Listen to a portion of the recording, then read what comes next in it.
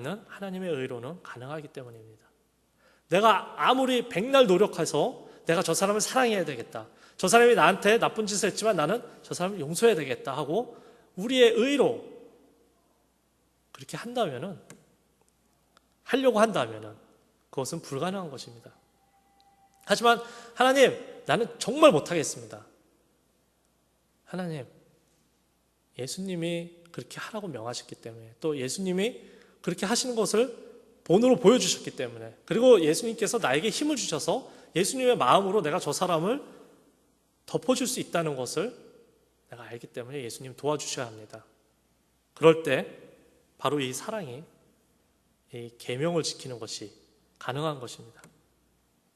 이미 로마서 6장에서 보았듯이 구원은 어떤 것입니까? 죄 아래 살 때 죄의 요구에 우리가 굴복하고 죄의 성품을 품었습니다. 하지만 이제 예수 안에서 하나님과 회복이 됐죠. 그래서 하나님의 통치와 보호 그리고 인도하심을 받고 그 통치자의 성품으로 우리의 인격과 성품이 바뀌어서 그 성품을 닮아가게 되는 것입니다. 그것이 바로 구원입니다. 포도나무와 가지와의 관계를 이런 차원에서 이해해야 하는 것입니다. 여기서 계명을 지켜라 라는 말은 이 통치자의 인도하심에 순종하라는 것입니다. 성경에서 순종하라, 계명을 지켜라 하는 이런 명령법들이 등장하는 것은 그것 자체로 우리에게 복이 되는 것입니다. 이 자리로 우리가 부름받았기 때문입니다. 결코 이것이 우리가 부담스럽게 받아들여야 할, 하나님, 나 아직 이 명령 못 지키겠습니다. 서로 사랑하라 하셨는데 제가 좀 이따가요. 아직은 저 사람 너무 미워서 죽겠습니다. 좀 나중에 하겠습니다. 이렇게 좀 내가 알고 있는 그 사랑의 모습을 내가 잡고 있으려고 한다면은 힘듭니다. 오히려 내가 그걸 살기가 힘듭니다. 하지만 하나님께서 명령하신 것을 우리가 지킬 때는 그게 복이 되는 것입니다. 그게 무슨 말인지 한번 좀 알아볼 텐데요. 요한복음 15장 13절에 잘 나와 있습니다. 저희가 12절까지 읽었습니다. 근데 13절에는 이런 말씀 하십니다. 함께 읽겠습니다.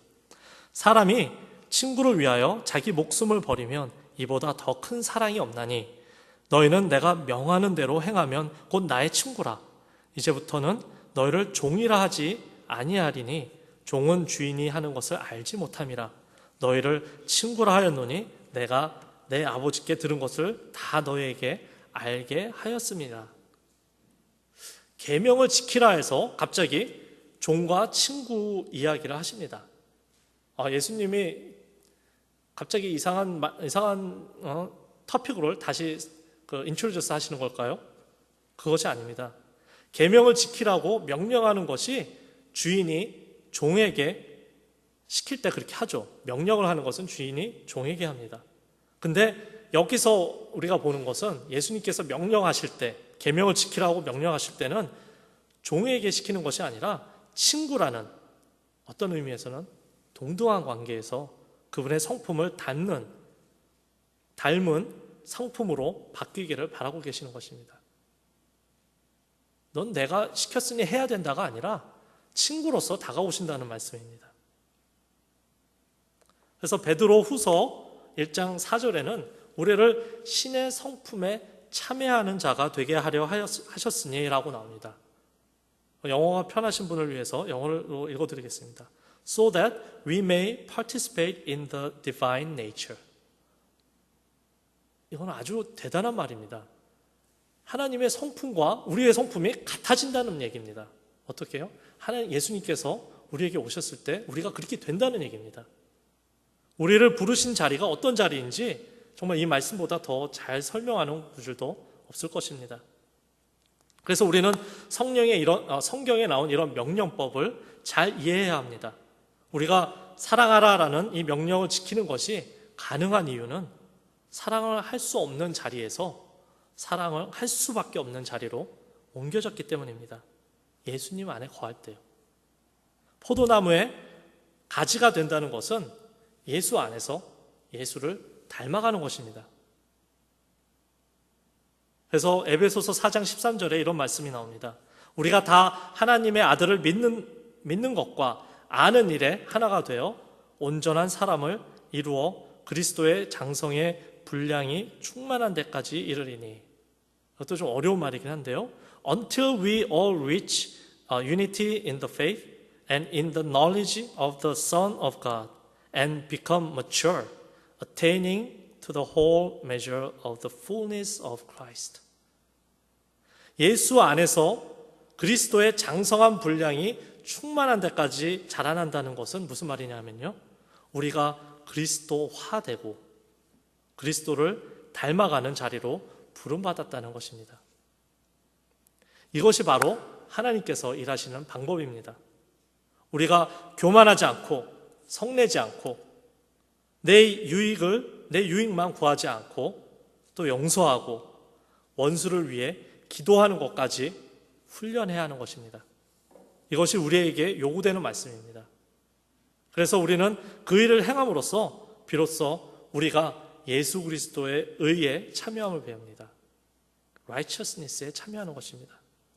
다시 말씀드리지만 원수를 사랑할 능력도 또 마음도 우리에게는 없습니다. 그렇죠? 그럼에도 하나님께서는 계명을 지키라고 명령하십니다. 재미있게도 예수님께서는 우리에게 가지가 되라고 말씀하시지 않습니다. 우리는 가지이다, 너희는 가지이다 라고 말씀하십니다. 이것은 마치 어떤 말씀과 같냐면 너희는 세상의 빛과 소금이라 라고 말씀하신 것과 같습니다. 어떻게 말씀하시지 않으시죠? 너희는 세상의 빛과 소금이 되어야 한다 라고 말씀하시지 않죠. 너희는 이미 세상의 빛과 소금이라고 말씀하십니다. 우리가 좋은 열매를 맺기 위해서 노력하는 것이 아니라 포도나무에 붙들려 있기만 하면은 좋은 열매를 맺을 수밖에 없는 그런 존재들이라는 것입니다. 하나님께서 계명을 지키라고 요구하실 때 우리가 기억해야 할 것은 이 일들을 이미 예수 안에서 우리에게 행하셨다는 사실입니다. 이것을 깨닫는다면 오늘 요한복음 말씀을 통해서 보여주시는 이 구원의 깊이를 조금 더 이해할 수 있게 되는 것입니다. 사랑하라는 이 계명을 지키려고 할 때마다 우리가 그런 노력을 할 때마다 하나님의 성품을 닮아가는 우리의 모습을 볼 수 있게 되죠. 그리고 우리를 사랑하시는 하나님을 만나게 되는 것입니다.